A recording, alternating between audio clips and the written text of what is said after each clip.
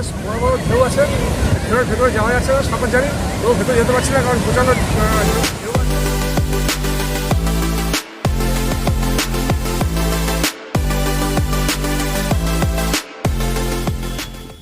3 দিনের একটা ছোট্ট ছুটি, লং ড্রাইভের আকর্ষণ, পুরীর জগন্নাথ দেবের মন্দির, পুরীর সমুদ্র স্নান আর সেই জিভে জল আনা পুরীর খাজা।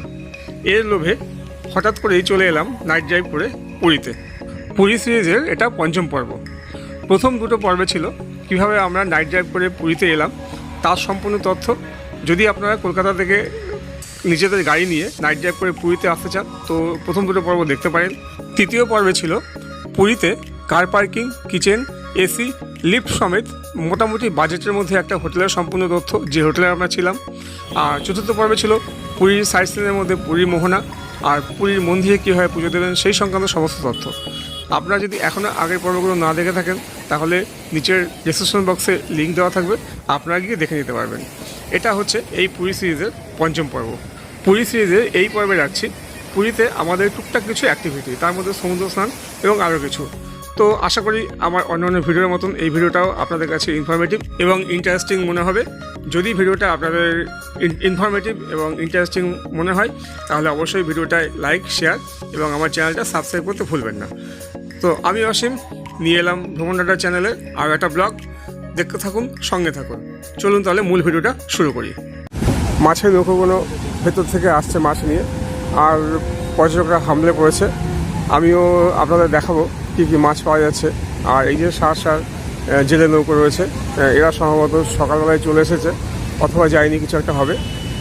আমি আপনাদের টুকটাক টুকরো টাকরা সব কিছুই দেখাবো, আপনাদেরকে দেখাবার চেষ্টা করব। তো সঙ্গে থাকুন, দেখতে থাকুন।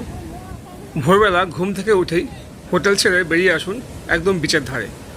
আমরাও ভোরবেলা চলে এসেছি, যদিও সানরাইজ দেখতে পাবো না জানি, আপনাদেরও আশ্বাস দিতে পারবো না।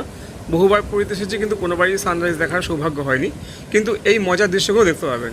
এই দেখুন সমুদ্র থেকে মাছ ধরে ছোটো ছোটো ডিঙি নৌকোর মতন নৌকো ফিরে আসতে পারে। মাছ, কাঁকড়া আর কী কী সব এরা নিয়ে এসেছে সেগুলো আমরা এখন দেখব। আরও একটা জেলে নৌকা পাড়ের দিকে আসছে। আপনারা যদি ভোরবেলা এই বিচের ধারে চলে আসেন তাহলে এই দৃশ্য রোজই দেখতে পাবেন। এখানকার স্থানীয় এই জেলেরা ভোর রাতে উঠেই এরা সমুদ্রে এই ছোটো নৌকো নিয়ে চলে যায় মাছ ধরতে। তারপর কয়েক ঘন্টা সমুদ্রের মধ্যে মাছ ধরে নিয়ে এসে ফিরে আসে আবার এই বিচের ধারে। বিচের যেখানে এরা নিয়ে আসে এখান থেকে সোজা উপর দিকে উঠে গেলেই বিচ মার্কেট বা ওই সবজি মার্কেট বা মাছ বাজার, সেখানে এরা মাছ নিয়ে যায়। আর তবে বেশিরভাগ মাছটাই কিন্তু এই সমুদ্রের ধার থেকে কিন্তু বিক্রি হয়ে যায়। মূলত টুরিস্টরাই এদের খদ্দের, টুরিস্টরাই মূলত এখানকার টাটকা মাছ, সমুদ্রের টাটকা মাছ পেয়ে টুরিস্টরা কিনে নিয়ে যান এবং কিনে নিয়ে গিয়ে হোটেলে বা হলিডে হোমে গিয়ে নিজেরা রান্নাবান্না করেন। আপনারাও এই জেলেদের ডিঙি নৌকা থেকে পছন্দ মতন মাছ কিনে নিন। মাছ কিনে যদি আপনারা নিজেরা হোটেলে বা লজে কাটাকাটি নিজেরা না করতে পারেন তাহলে দেখবেন বিচের উপরে এখানেই আশেপাশে বেশ কিছু মহিলারা মাছ কাটার বটি নিয়ে বসে থাকে। এদের কাছে আপনারা মাছ কাটিয়ে দিতে পারেন। আপনারা মাছ কাটেন কত করে দেন? কত করে 1 কেজি? মাছই তো নেই। চলুন এবারে গিয়ে দেখি নৌকোয় কী কী মাছ এসেছে আর আপনাদেরও দেখাই। তো একদমই ফাঁকা, অল্প কিছু মাছ দেখতে পাওয়া যাচ্ছে, সম্ভবত এই খয়রা মাছ। আর জাল তো এখনও পরিষ্কার করছে কিন্তু জালে কোনো মাছ নেই, আর মাছের থেকে খদ্দের বেশি, আর যা দাম চাইছে তা পকেটে ছ্যাঁকা লাগার পক্ষে যথেষ্ট। তো এখানে এখন যা বুঝতে পারছি এরাও যথেষ্ট চালাক হয়ে গেছে, যথেষ্ট বার্গেনিং করতে হচ্ছে মাছ কেনাকাটা করার জন্য। তো তারপরেও মোটামুটি বাজারের তুলনায় বেশ দাম দিয়েই মাছ কিনতে হচ্ছে। আমরাও অল্প কিছু মাছ কিনেছিলাম, কিনে আমরা যে হোটেল ছিলাম তার পাশে একটা জায়গায় রান্নাবান্না হয়, সেখানে আমরা মাছ ভাজা করতে দিয়েছিলাম। তো যাই হোক, সেটা আমি পরে দেখাবো আপনাদের। মাছের নৌকোতে এখন আবার শঙ্খ বিক্রি হচ্ছে, আর অনেক উৎসাহী মা বোনেরা তারা শঙ্খে ফু দিয়েও টেস্ট করে দেখে নিচ্ছে। আপনারা কিন্তু ভেবে বসবেন না যে এগুলো একদম টাটকা শঙ্খ, মানে সমুদ্র থেকে ধরে নিয়ে আসে শঙ্খ, তা কিন্তু নয়। শঙ্খ তৈরি করতে বেশ কিছু প্রসেসিং লাগে, প্রসেসিংয়ের পরে শঙ্খ তৈরি হয়। আর দেখুন মরুভূমির উটো এখন সমুদ্রের পাড়ে কবাডি খেলতে চলে এসেছে। এইসব টুকরোটাকরা ছবি দেখতে দেখতে সময় ভালোই কেটে যায়। সকাল সকাল ঘুম থেকে উঠে হোটেল ছেড়ে চলে এসেছি সমুদ্রের ধারে। তারপর ইতিউতি একটু এদিক ওদিক ঘুরে বেড়ানো এবং কিছুক্ষণ সমুদ্রের জলে পা ডুবিয়ে স্বর্গীয় অনুভূতি অনুভব করা। এবার একটু আড্ডার সময় আপনাদের সঙ্গে এবার আমি একটু আড্ডা দেব। প্রথমবার পুরীতে আসি সম্ভবত সেটা 1994-95 সালে, সম্ভবত 95 সালে, তখন কলেজে ফার্স্ট ইয়ার, সেই সময় প্রথম পুরী আসি। তারপর থেকে বহুবারই পুরীতে এসেছি, পুরী কখনোই পুরনো মনে হয়নি। লাস্টেই এলাম 4 বছর পরে, সম্ভবত লাস্ট এসেছিলাম 2019 সালের অক্টোবর মাসে। 3 বছর পরে এপ্রিল মাসের 22 তারিখ আজ আবার পুরীতে আমরা। তবে এই 3 বছরের মধ্যেই অনেকটাই পরিবর্তন দেখতে পাচ্ছি পুরীতে। তার মধ্যে প্রথম পরিবর্তন হচ্ছে, আগে বেশি ভিড়টা থাকতো স্বর্গদ্বারের দিকে, বাট এখন দেখছি ভিড়টা এই লাইট হাউসের দিকে বেশি চলে এসেছে। মানে অর্থাৎ যেখানে মাছ বাজার, ওই ক্যামেলিয়া যে হোটেলটা আছে, ক্যামেলিয়া হোটেল বা সুপ প্যালেসের হোটেল, এর মধ্যে এই যে হোটেল সুপ প্যালেস আর ওই সামনে ক্যামেলিয়া, এর মধ্যেই কিন্তু ভিড়টা বেশি। অর্থাৎ যেখানে মাছের নৌকোগুলো সমুদ্র থেকে মাছ ধরে নিয়ে আসে, সেই এলাকাটাতে দেখছি ভিড়টা বেশি আর কি। এবং এই দিকটা যথেষ্ট ভিড়, যেটা আগে কখনো দেখিনি। মানে আগে এসে এই দিকে ভিড় দেখিনি, স্বর্গদ্বারের ঘাটটায় বা স্বর্গদ্বারের মুখটায় সবসময় দেখতাম ভিড় লেগে থাকতো। কিন্তু এই একটা পরিবর্তন দেখতে পাচ্ছি যে পুরীর হোটেলগুলো লাইট হাউসের দিকে অনেকটাই বেড়ে গেছে, বেশ মেরিন ড্রাইভ ধরে, ফলে তো লোকজনের সমাগম এদিকে অনেক বেশি। সকালে বিচের ধারে ঘন্টা 2 ঘোরাঘুরি করার পরে এবার আমরা আবার হোটেলে ফিরে যাব। হোটেলে যাওয়ার পথেই যা হোক কিছু একটা ব্রেকফাস্ট করে নেব, তারপর কিছুক্ষণ পরে আবার আসবো সমুদ্র স্নানে। তো এবার আপনাদের চলুন সমুদ্র স্নানের ভিডিও দেখাই। পোশাক দেখে তো আপনারা বুঝেই গেছেন যে এখন কোথায় যাচ্ছি। এখন যাচ্ছি সমুদ্র স্নানে।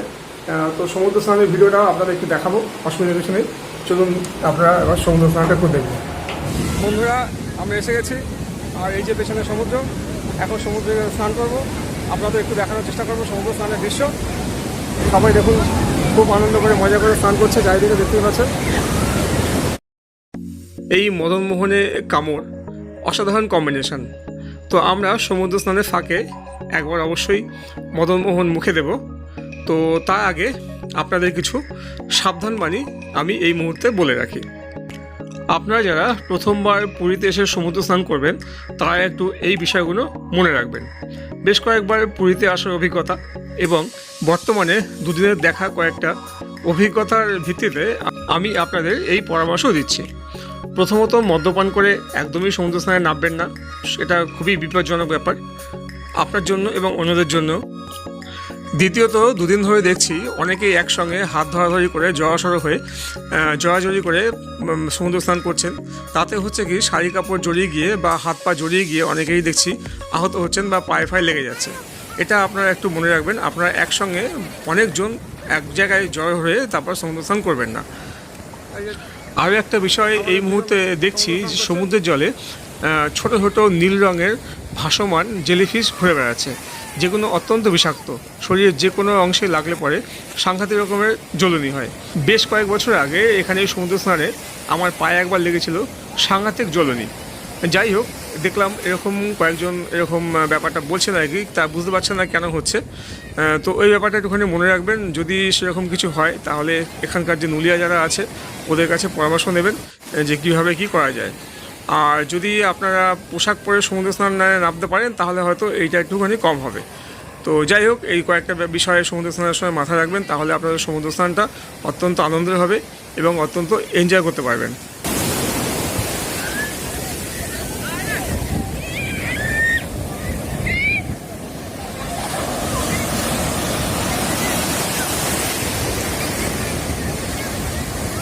আধ ঘন্টা ভ্রমণ করে এলাম, দারুণ লাগলো। আবার যাব, আবার কিছুক্ষণ গা ভিজিয়ে আসবো। বেশ বড় বড় ঢেউ আছে, ঢেউয়ের ভেতরে যাওয়া যাচ্ছে না, সাঁতার জানি তো ভেতরে যেতে পারছি না, কারণ প্রচণ্ড ঢেউ আছে এবং ঢেউগুলো বেশ খানিকটা দূরে জায়গায় ভেঙে যাচ্ছে, যার জন্য বেশি দূরে যাওয়া যাচ্ছে না। তো যাই হোক, খুব মজা করছি। আপনারা দেখুন, প্রচুর লোকজন মজা করছে, দেখুন সব সমুদ্র স্নানে মজা নিচ্ছে। তো আবার যাবো, আবার অন্তত 1 ঘন্টা 1.5 ঘন্টা এখনও সমুদ্র স্নান করবো।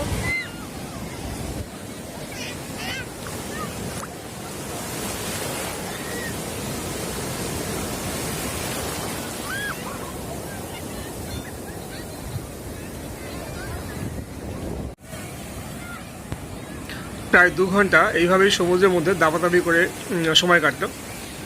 2 ঘন্টা কোথা দিয়ে যে কেটে গেল বুঝতেই পারলাম না। এবার আমরা হোটেলে ফিরে যাব। তো এই মজা নেওয়ার জন্যই তো বারবার করে পুরীর সমুদ্রে ছুটে আসা বা পুরীতে ছুটে আসা। আমি ভারতের পূর্ব উপকূল এবং পশ্চিম উপকূল বেশ কয়েকটা বিচে গেছি, কিন্তু আমার মনে হয় সমুদ্র স্নানের উপযুক্ত জায়গা হচ্ছে বা উপযুক্ত মজা হচ্ছে এই পুরীর সি বিচে। আপনাদের কী মনে হয় কমেন্ট করে জানাতে ভুলবেন না। আপাতত এই পর্বটা এখানে শেষ করছি। ছোট্ট একটা ভিডিও, আপনাদের যদি ভালো লেগে থাকে তাহলে অবশ্যই আমার ভিডিওটা লাইক, শেয়ার এবং আমার চ্যানেলটা সাবস্ক্রাইব করতে ভুলবেন না।